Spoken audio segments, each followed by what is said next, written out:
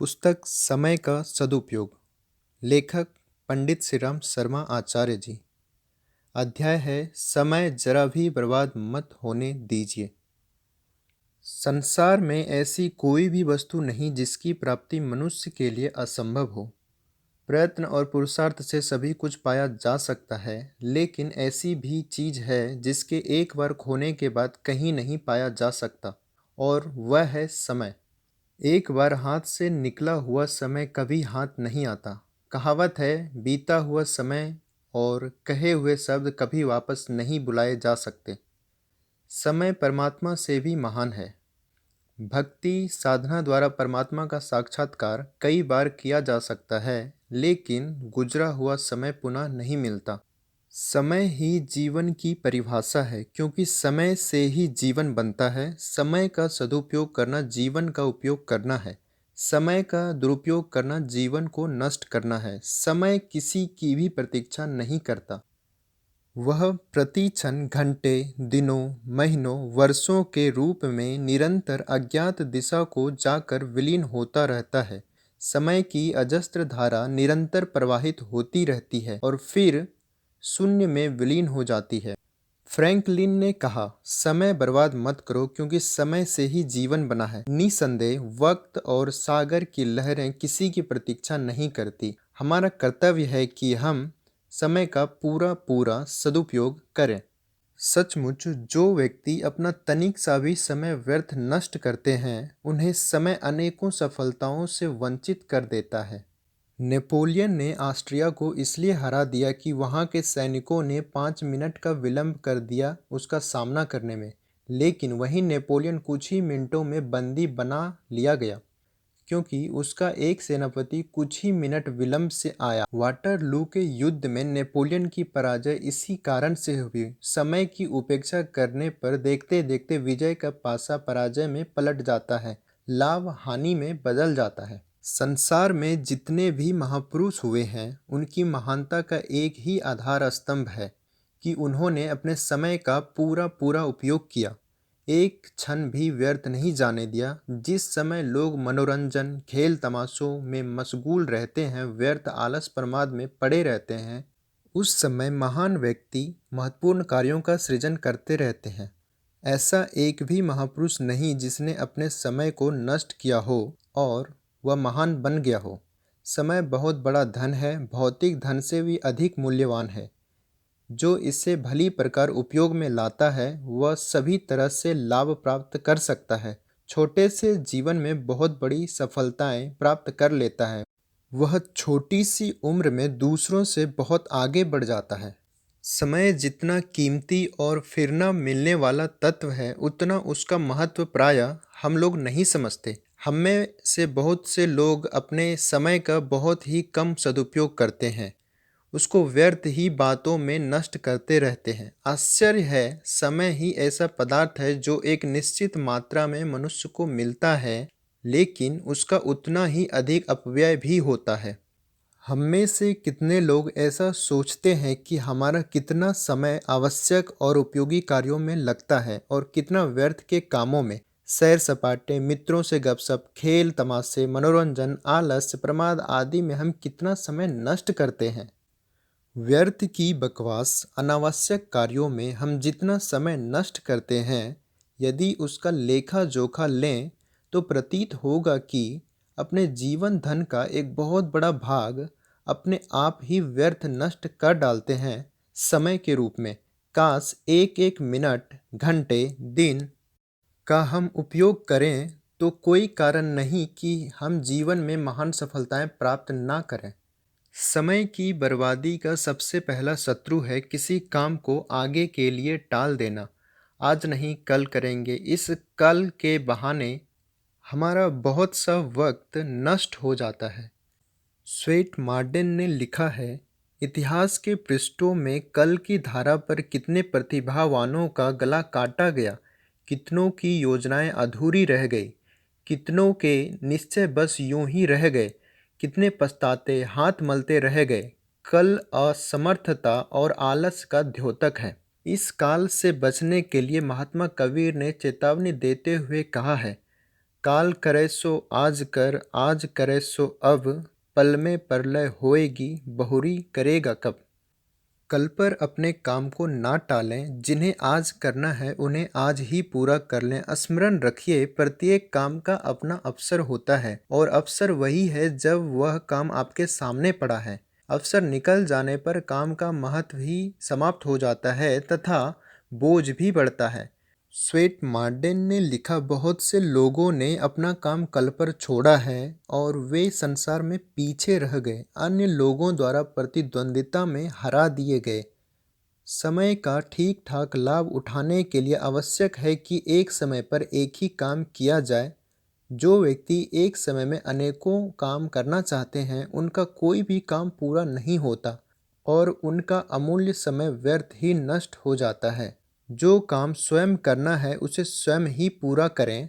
अपना काम दूसरों पर छोड़ना भी एक तरह से दूसरे दिन काम टालने के समान ही है।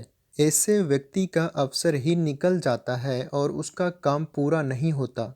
जरा विचार कीजिए, आपको अमुक दिन अमुक गाड़ी से बम्बई जाना है। अगर आप गाड़ी के सीटी देने के 1 मिनट बाद स्टेशन पे पहुँचे तो फिर आपको वह गाड़ी, वह दिन, वह समय कभी नहीं मिलेगा। निश्चित समय निकल जाने के बाद आप किसी दफ्तर में जाएं तो निश्चित है आपका काम नहीं होगा। आपको स्मरण होगा कि ईश्वर चंद्र विद्यासागर, जॉर्ज वाशिंगटन आदि को सड़क पर गुजरते देखकर लोग अपनी घड़ियां मिलाते थे। अपने काम और समय का इस तरह मेल रखें कि उसमें 1 मिनट का भी अंतर न आए, तभी आप अपने समय का पूरा पूरा सदुपयोग कर सकेंगे। आलस्य समय का सबसे बड़ा शत्रु है। यह कई रूपों में मनुष्य पर अपना अधिकार जमा लेता है। कई बार कुछ काम किया कि विश्राम के बहाने हम अपने समय को बर्बाद करने लगते हैं। वैसे बीमारी, तकलीफ आदि में विश्राम करना भी बुरा नहीं है। थकावट हो, नींद आए तो तुरंत सो जाएं, लेकिन आँख खुलने पर उठ पड़ें, चारपाई ना तोड़ें। अभी उठते हैं कहते रहें तो यही आलस्य का मंत्र है। आंखें खुली कि तुरंत अपने काम में लग जाएं। रस्किन के शब्दों में, जवानी का समय तो विश्राम के नाम पर नष्ट करना ही घोर मूर्खता है, क्योंकि यही वह समय है जिसमें मनुष्य अपने जीवन का, अपने भाग्य का निर्माण कर सकता है। जिस तरह लोहा ठंडा पड़ जाने पर घन पटकने से कोई लाभ नहीं, उसी तरह अवसर निकल जाने पर मनुष्य प्रयत्न भी व्यर्थ चला जाता है। विश्राम करें, अवश्य करें। अधिक कार्य क्षमता प्राप्त करने के लिए विश्राम आवश्यक है, लेकिन उसका भी समय निश्चित कर लेना चाहिए और विश्राम के लिए ही लेटना चाहिए। समय बड़ा मूल्यवान है, उसे बड़ी कंजूसी से व्यय करना चाहिए। जितना अपने समय धन को बचाकर उसे आवश्यक उपयोगी कार्यों में लगावेंगे, उतनी अपने व्यक्तित्व की महत्ता एवं कीमत बढ़ती जाएगी। नियमित समय पर काम करने का अभ्यास डालें। इसकी आदत पड़ जाने पर आपको स्वयं ही इसमें बड़ा आनंद आने लगेगा। यदि मनुष्य प्रतिदिन किसी कार्य विशेष में थोड़ा थोड़ा समय लगाए तो वह उसमें महत्वपूर्ण अधिकार प्राप्त कर सकता है। महामनीषी स्वेट मार्डेन ने कहा है, जीवन भर एक विषय में नियमित रूप से प्रतिदिन 1 घंटा लगाने वाला व्यक्ति उस विषय का उद्भट विद्वान बन सकता है। जरा अनुमान लगाइए, कोई भी प्रतिदिन 1 घंटे में 20 पृष्ठ पढ़ता है तो साल में 7300 पृष्ठ पढ़ डालेगा। अर्थ हुआ 100 पृष्ठ की 73 पुस्तकें वह एक साल में पढ़ लेगा। 10 वर्ष में 730 पुस्तकें पढ़ने वाले व्यक्ति के ज्ञान का विचार स्तर कैसा होगा, इसके बारे में पाठक स्वयं ही अंदाजा लगा सकता है। अतः समय को मामूली न समझें। नियमित रूप से कोई काम आप करेंगे तो धीरे धीरे उसमें बड़ी योग्यता हासिल कर लेंगे, यह निश्चित है।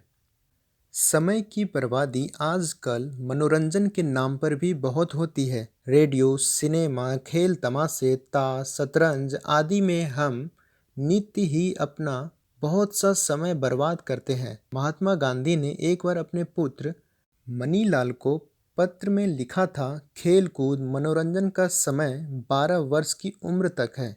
आज हम इसमें अपना कितना वक्त खर्च करते हैं वह स्वयं ही अनुमान लगा सकते हैं।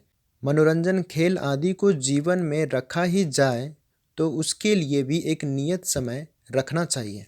अपने आसपास का वातावरण ऐसा रखना चाहिए कि अपना समय किसी कारण बर्बाद ना हो।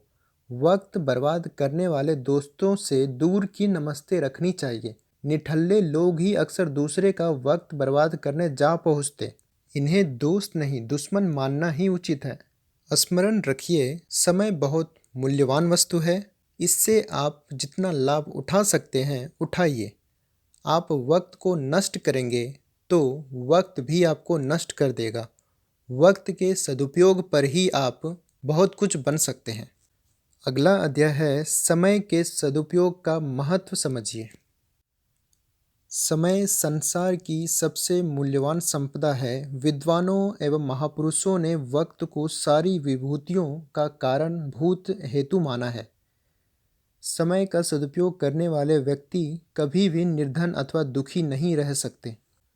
कहने को कहा जा सकता है कि श्रम से संपत्ति की उपलब्धि होती है, किंतु श्रम का अर्थ भी वक्त का सदुपयोग ही है। असमय का श्रम पारिश्रमिक से अधिक थकान लाता है।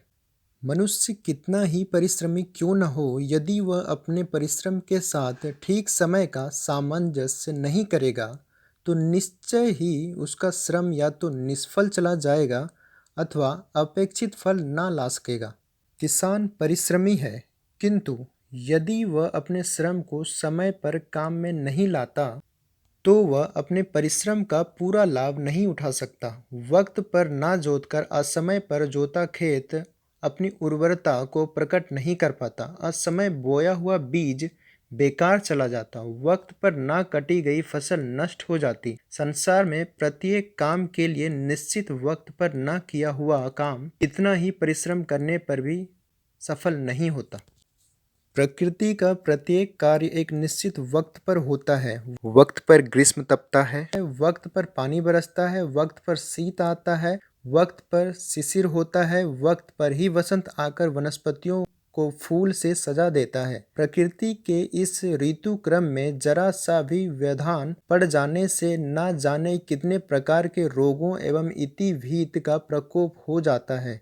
चांद सूरज ग्रह नक्षत्र सब समय पर ही उदय अस्त होते वक्त के अनुसार ही अपनी परिधि एवं कक्षा में परिभ्रमण किया करते हैं। इनकी सामयिकता में जरा सा व्यवधान पड़ने से सृष्टि में अनेक उपद्रव खड़े हो जाते हैं और प्रलय के दृश्य दिखने लगते हैं। समय पालन ईश्वरीय नियमों में सबसे महत्वपूर्ण एवं प्रमुख नियम है। जीवन का प्रत्येक क्षण एक उज्जवल भविष्य की संभावना लेकर आता है। हर घड़ी एक महान मोड़ का समय हो सकती है। मनुष्य निश्चय पूर्वक नहीं कह सकता कि जिस वक्त, क्षण और जिस पल को यूं ही व्यर्थ में खो रहा है, वही क्षण वही वक्त उसके भाग्योदय का वक्त नहीं है। क्या पता जिस क्षण को हम व्यर्थ समझकर बर्बाद कर रहे हैं वही हमारे लिए अपनी झोली में कोई सुंदर सौभाग्य की सफलता लाया हो। सबके जीवन में एक परिवर्तनकारी वक्त आया करता है, किंतु मनुष्य उसके आगमन से अनभिज्ञ रहा करता है। इसलिए हर बुद्धिमान मनुष्य हर क्षण को बहुमूल्य समझकर व्यर्थ नहीं जाने देता। कोई भी क्षण व्यर्थ न जाने देने से निश्चय ही वह क्षण हाथ से छूटकर नहीं जा सकता जो जीवन में वांछित परिवर्तन का संदेश वाहक होगा। सिद्धि को अनिश्चित घड़ी से अनभिज्ञ साधक जिस प्रकार हर समय लौ लगाए रहने से उसको पकड़ लेता है, ठीक उसी प्रकार हर क्षण को सौभाग्य के द्वार खोल देने वाला समझदार महत्वाकांक्षी कर्मवीर अपने जीवन के एक छोटे से क्षण की उपेक्षा नहीं करता और निश्चित ही सौभाग्य का अधिकारी बनता है। कोई भी दीर्घसूत्री व्यक्ति संसार में आज तक सफल होते देखा सुना नहीं गया है। जीवन में उन्नति करने और सफलता पाने वाले व्यक्तियों की जीवन गाथा का निरीक्षण करने पर निश्चय ही उनके गुणों में समय के पालन एवं सदुपयोग को प्रमुख स्थान मिलेगा जो जीवन की उन्नति के लिए अपेक्षित होते हैं। हर मनुष्य को वक्त का छोटे से छोटे क्षण का मूल्य एवं महत्व समझना चाहिए। जीवन का वक्त सीमित है और काम बहुत है। अपने से लेकर परिवार, समाज एवं राष्ट्र के दायित्व पूर्ण कर्तव्यों के साथ मुक्ति की साधना तक कामों की एक लंबी श्रृंखला चली गई है। कर्तव्यों की इस अनिवार्य परंपरा को पूरा किए बिना मनुष्य का कल्याण नहीं।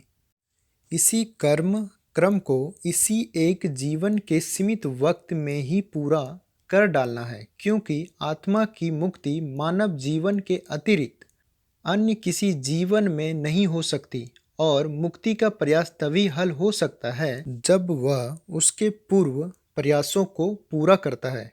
अस्तु, जीवन के परम लक्ष्य मुक्ति को पाने के लिए उसकी साधना के अतिरिक्त सारे कर्तव्य कर्म को इसी जीवन के सीमित वक्त में ही पूरा करना होगा।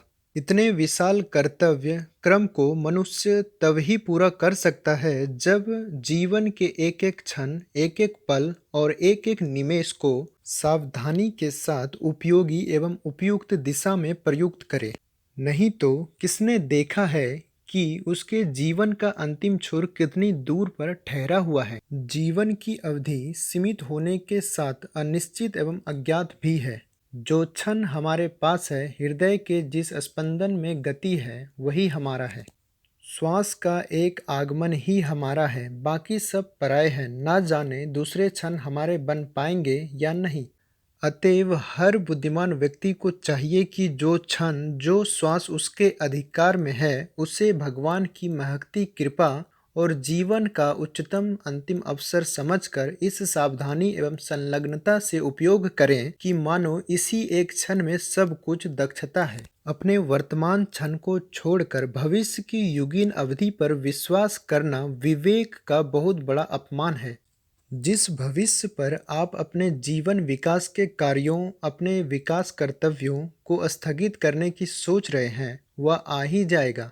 यह जीवन की निश्चितता अनिश्चितता के बीच निश्चय पूर्वक नहीं कहा जा सकता। कर्तव्यों के विषय में आने वाले कल की कल्पना एक अंधविश्वास है। उसकी प्रतीक्षा करने वाले नासमझ इस दुनिया में पश्चाताप करते हुए ही विदा होते हैं। आने वाला कल एक ऐसा आकाश कुसुम है जो सुना तो गया पर पाया कभी नहीं गया। किंतु दुर्भाग्य है कि हर स्थगनशील व्यक्ति वर्तमान में सोता रहता है और जब उसका प्रतीक्षित कल कभी नहीं आता, तब उसके पास बीते हुए कल के लिए रोने पछताने के सिवाय कुछ नहीं रह जाता, जिसकी उसने वर्तमान में अवहेलना की थी और जो किसी भी मूल्य पर वापस नहीं लाया जा सकता। समय की चूक पश्चाताप की हुक बन जाती है। जीवन में कुछ करने की इच्छा रखने वाले को चाहिए कि वे अपने किसी भी कर्तव्य को भूल कर भी कल पर ना डालें जो आज किया जाना चाहिए। आज के काम के लिए आज का ही दिन निश्चित है और कल के काम के लिए कल का दिन निर्धारित है। आज का काम कल पर डाल देने से कल का भार दोगुना हो जाएगा, जो निश्चित ही कल के समय में पूरा नहीं हो सकता। इस प्रकार आज का कल और कल का परसों पर ठेला हुआ काम इतना बढ़ जाएगा कि वह फिर किसी प्रकार पूरा नहीं किया जा सकता। जिस स्थगनशील स्वभाव तथा दीर्घसूत्री मनोवृत्ति ने आपका काम आज नहीं करने दिया, वह कल करने देगी, ऐसा नहीं माना जा सकता। स्थगन स्थगन को और क्रिया क्रिया को प्रोत्साहित करती है। यह प्रकृति का एक निश्चित नियम है। बासी काम बासी भोजन की तरह ही अरुचिकर हो जाया करता है। फिर ना तो उसे करने की इच्छा होती है और करने पर सुचारू रूप से नहीं हो पाता। कल के काम का दबाव बासी काम को एक बेगार बना देगा जो रो झींक कर ही किया जा सकेगा। ऐसा होने से अभ्यास बिगड़ता है और उसका विकृत प्रभाव कल के नए काम पर भी पड़ता है। इस प्रकार स्थगनशीलता कर्तव्यों में मनुष्य की रुचि तथा दक्षता को नष्ट कर देती है। इन दोनों विशेषताओं से रहित कर्तव्य परिश्रम का भरपूर मूल्य पाकर भी अपेक्षित पुरस्कार एवं पारितोषिक नहीं ला पाते। जीवन में सफलता के लिए जहाँ परिश्रम एवं पुरुषार्थ की अनिवार्य आवश्यकता है, वहाँ सामयिकता का सामंजस्य उससे भी अधिक आवश्यक है। जिस वक्त को बर्बाद कर दिया जाता है, उस वक्त में किया जाने के लिए निर्धारित श्रम भी निष्क्रिय रहकर नष्ट हो जाता है। श्रम तभी संपत्ति बनता है जब वह वक्त से संयोजित कर दिया जाता है और वक्त तभी संपदा के रूप में संपन्नता एवं सफलता ला सकता है जब उसका श्रम के साथ सदुपयोग किया जाता है। समय का सदुपयोग करने वाले स्वभावतः परिश्रमी बन जाते हैं, जबकि असामयिक परिश्रमी आलसी की कोटि का ही व्यक्ति होता है। वक्त का सदुपयोग ही वास्तविक श्रम है और वास्तविक श्रम अर्थ, धर्म, काम, मोक्ष का संवाहन, पुरुषार्थ एवं परमार्थ है। अगला अध्याय है समय पर कार्य सफलता का सोपान। इसको नेक्स्ट डे अपलोड कर देंगे। आपका धन्यवाद।